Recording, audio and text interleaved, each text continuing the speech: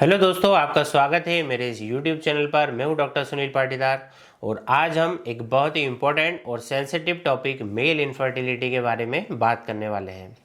Male infertility का issue एक ऐसी कंडीशन है जो कि कई लोगों की पर्सनल और मैरिड लाइफ पर डीप इम्पैक्ट डाल सकती है, लेकिन ये ज़रूरी है कि हम इसे थोड़ा डिटेल में समझें और देखें कि किस तरह से इसके ट्रीटमेंट में होम्योपैथी का विशेष रोल है। आज की इस वीडियो में हम डिस्कस करेंगे मेल इनफर्टिलिटी क्या होती है, इसके कॉजेज़ क्या हो सकते हैं, इसके साइन एंड सिम्टम लक्षण क्या हो सकते हैं, और साथ ही हम बात करेंगे सीमन एनालिसिस रिपोर्ट्स को कैसे आसानी से समझा जाए और कुछ इफेक्टिव होम्योपैथिक मेडिसिन जो कि इनफर्टिलिटी की समस्या को दूर कर सकती है। तो दोस्तों, अगर आप या फिर आपका कोई जाना पहचाना इसी इशू से सफ़र कर रहा है तो इस वीडियो को एंड तक जरूर दें। तो चलिए शुरू करते हैं और सबसे पहले बात करते हैं मेल इनफर्टिलिटी की डेफिनेशन के बारे में, या रियल लाइफ में जो मेल इनफर्टिलिटी है वो क्या है। तो दोस्तों, जब एक हेल्दी कपल जो कि रेगुलर अनप्रोटेक्टेड इंटरकोर्स में इन्वॉल्व है फिर भी 1 साल तक कंसीव नहीं कर पाता है तो इसे इनफर्टिलिटी कहते हैं। और मेल इनफर्टिलिटी तब होती है जब ये इशू मेल पार्टनर के स्पर्म या फिर रिप्रोडक्टिव हेल्थ की प्रॉब्लम की वजह से हो। तो समझने वाली बात यहाँ पर यह है कि दोस्तों, ये कॉमन इशू है और इसके कई अलग अलग रीजन्स हो सकते हैं। अब चलिए बात करते हैं कि इसके कॉजेज़ के बारे में।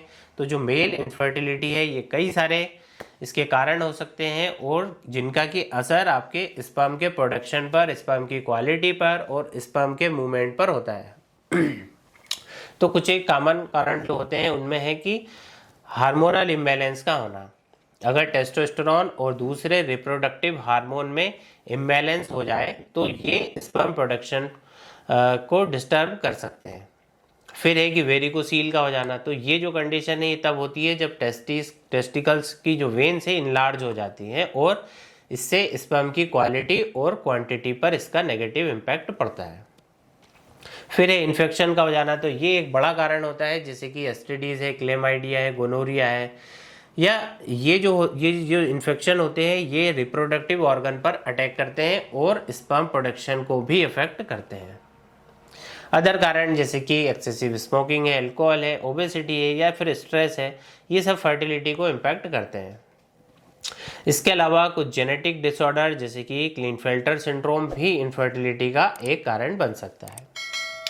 दोस्तों, जब हमने इन सब कारण को समझ लिया तो फिर इससे ये क्लियर हो जाता है कि इनफर्टिलिटी एक कॉम्प्लेक्स इशू है जो कि लाइफस्टाइल और हेल्दी हैबिट से क्लोजली लिंक होती है। तो अगर आप इस इशू से बचना चाहते हैं तो आपको एक हेल्दी लाइफस्टाइल मेंटेन करना आपके लिए बहुत ही ज़रूरी हो जाता है। अब इसके साइन एंड सिम्टम्स के बारे में समझते हैं। तो दोस्तों, इससे आपको एक अलर्ट मिल सकता है कि आपको कोई समस्या है तो नहीं।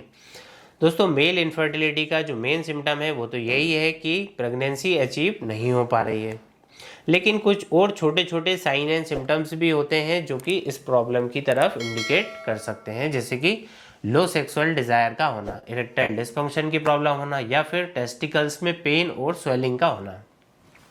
अगर आप इन सिम्टम्स को फेस कर रहे हैं तो इग्नोर ना करें, जल्दी से जल्दी एक डॉक्टर से आप इसके लिए कंसल्ट करें। दोस्तों, मेल इनफर्टिलिटी की प्रॉब्लम का जो पता है वो एक कॉमन टेस्ट से बड़ी ही आसानी से लगाया जा सकता है, वो है सीमन एनालिसिस। अब बात करते हैं कि सीमन एनालिसिस की जो रिपोर्ट है इसे एक आम व्यक्ति कैसे समझ सकता है। तो दोस्तों, सीमन एनालिसिस एक बेसिक और एक इम्पोर्टेंट टेस्ट है जो कि मेल इनफर्टिलिटी इशू को डायग्नोज करने में हेल्प करता है।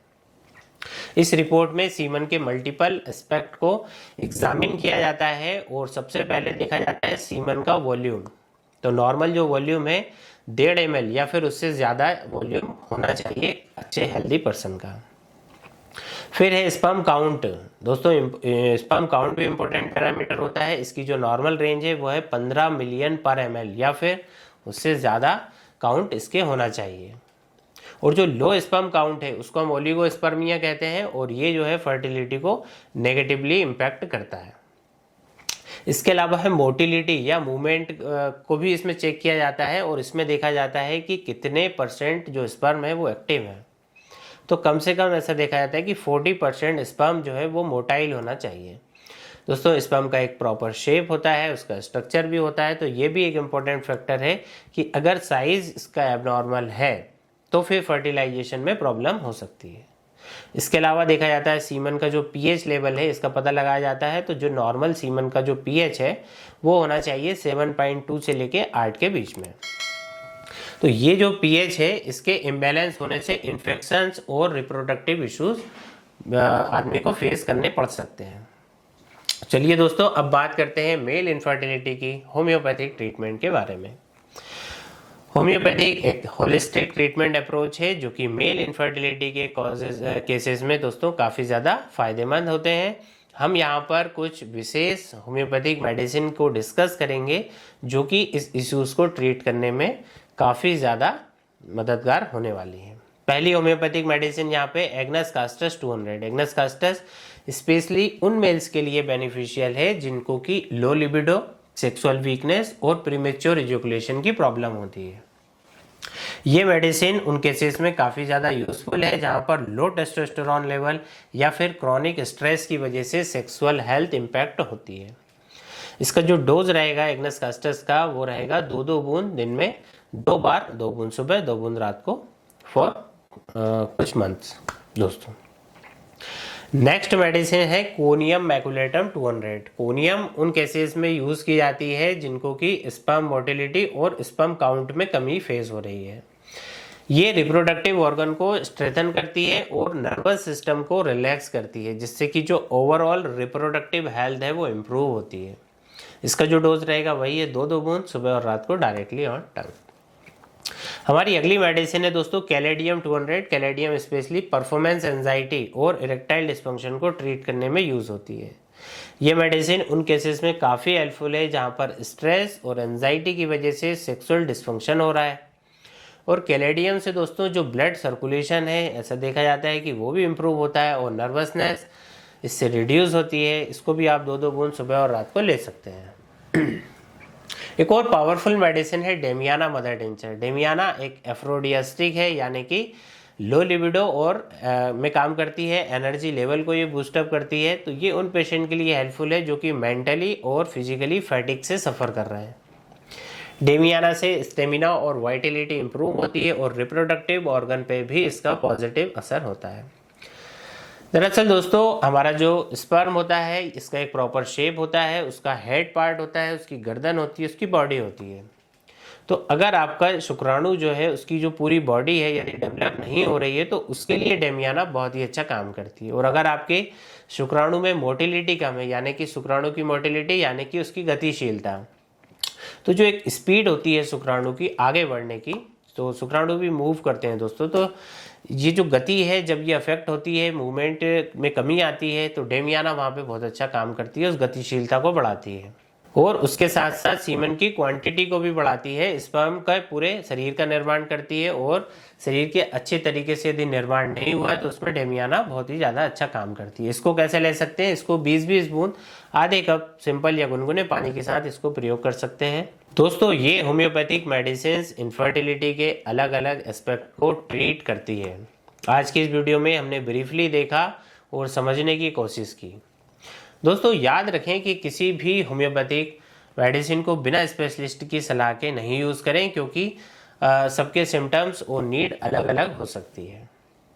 तो दोस्तों ये थी डिटेल्ड इन्फॉर्मेशन मेल इनफर्टिलिटी के बारे में और उसके कॉजेज, साइन, सिम्टम्स, और हमने आज देखा सीमन एनालिसिस की रिपोर्ट्स को आप आसानी से कैसे समझें, साथ में होम्योपैथिक मेडिसिन जो कि इनफर्टिलिटी के ट्रीटमेंट में मददगार हो सकती है। ये टॉपिक काफ़ी सेंसिटिव है लेकिन ये भी ज़रूरी है कि इसके बारे में लोगों को अवेयरनेस हो और दोस्तों लोग इसके बारे में खुल के बात करें। आज के इस टाइम में लाइफ स्टाइल और स्ट्रेस के कारण कई सारे इस तरह के हेल्थ इश्यूज़ नए नए बनते जा रहे हैं, लेकिन सही समझ और प्रॉपर ट्रीटमेंट से ये जो बीमारी है ये दूर की जा सकती है।